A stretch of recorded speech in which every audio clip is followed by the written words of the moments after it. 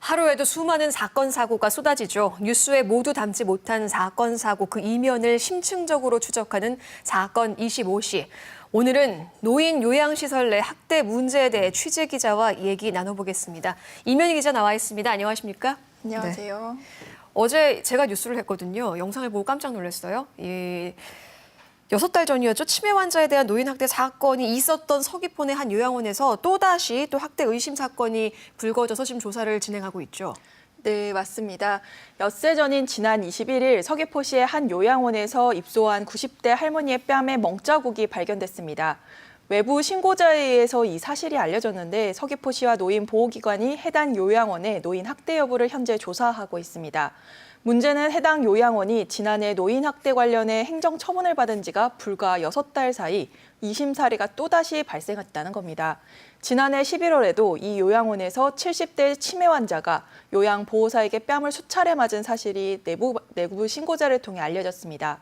당시 요양보호사의 폭행 사실이 조사 결과 확인되면서 요양원은 노인복지법 위반으로 과태료 150만 원 처분을 받았습니다. 네. 소중한 가족을 요양원에 믿고 맡긴 보호자들이 이 뉴스를 보면 걱정이 굉장히 클 것 같습니다. 노인 학대 관련으로 이렇게 2차례나 조사를 받고 있는 해당 요양원. 앞으로는 어떤 처분이 내려질까요? 네, 우선 현재 조사가 진행되고 있어서 처분에 관련해서는 조사 결과를 나올 때까지 좀 더 지켜봐야 합니다. 우선 1차 조사 결과로는요, 할머니의 얼굴에 멍자국은 폭행으로 인한 상처는 아니었습니다. 침대 난간에 부딪혀서 생긴 것으로 확인됐는데요. 다만 할머니가 이날 5시간가량이나 근무자의 돌봄 없이 방치돼 있었다는 점이 CCTV 기록으로 확인됐습니다. 야간 근무자의 경우에는 입소자의 배변 상태나 안전을 확인하기 위해서 최소 2시간에 한 번씩은 환자를 들여다봐야 되는데 이 점이 지켜지지 않은 겁니다. 네. 이 점에 대해서 조사기관은 노인 학대 중에 방임에 해당하는지 파악하고 있고요. 또 멍자국 외에도 다리 골절과 관련된 학대 의심 추가 조사도 진행 중입니다. 이 할머니가 지난해 대퇴부 골절상을 당했는데 사고 경위나 당시 돌봄 과정에서 노인 학대가 있었는지를 보고 있습니다. 조사 이후 노인 학대로 판정이 나면 서귀포시는 해당 요양원에 영업정지 3개월까지도 처분을 내릴 수 있습니다. 네, 일단 뭐 얼굴에 멍자국은 폭행에 의한 건 아니라고 하니까 불행 중 다행이긴 하지만 다른 상처에 대해서도 좀 확실히 조사가 이루어져야겠네요.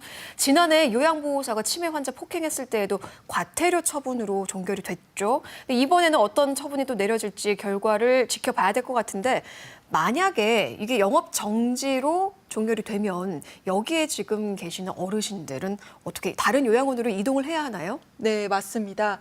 해당 입소자 전원 조치가 필요한데요. 여기서 딜레마에 빠지게 됩니다. 해당 요양원에는 현재 61명의 어르신이 머물고 있습니다. 이분들을 받아줄 서귀포 인근 요양원이 현재 부족하다는 점이 문제인데요. 서귀포시에는 20개의 노인 의료복지시설이 운영되고 있습니다. 이 중 시설 정원에서 한 2~명 차이가 나는 사실상 인원이 꽉 차 있는 시설이 절반이 넘는 12곳입니다. 결국 보호자들은 거리가 좀 더 멀리 떨어져 있는 요양원이라도 어쩔 수 없이 옮겨야 하는 상황이 벌어집니다. 현재 학대 여부가 조사 중인데 조사 중에 할머니 가족 역시도 네네. 요양원을 일찍이 옮기고 싶어 했었거든요. 네. 하지만 대체 시설이 마땅치 않아서 고민하던 중에 이번 학대 의심 사건이 벌어졌습니다. 네, 이렇게 반복되는 요양원 노인 학대건이 뭐 시설 부족과 무관해 보이지는 않네요. 여기에 따른 좀 대책은 없을까요? 네, 우선 노인 요양시설 전반에 대한 운영 실태 조사가 필요해 보입니다.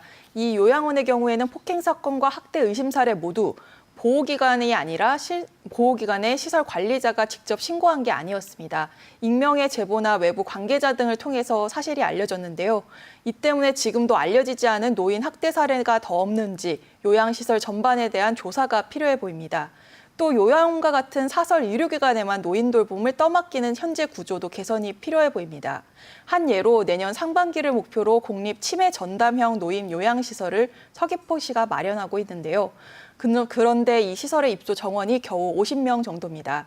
서귀포 내 치매 노인이 현재 3,500여 명으로 추산되는 걸 감안하면 현재 공급이 미미한 수준입니다. 네, 3,500여 명인데 50명이라고 하니까 턱없이 부족한데요. 이렇게 보호자가 안심하고 노인 요양시설에 가족을 맡길 수 있도록 제도 개선이 좀 빨리 필요해 보입니다. 오늘 말씀 여기까지 듣겠습니다. 이면희 기자였습니다. 고맙습니다.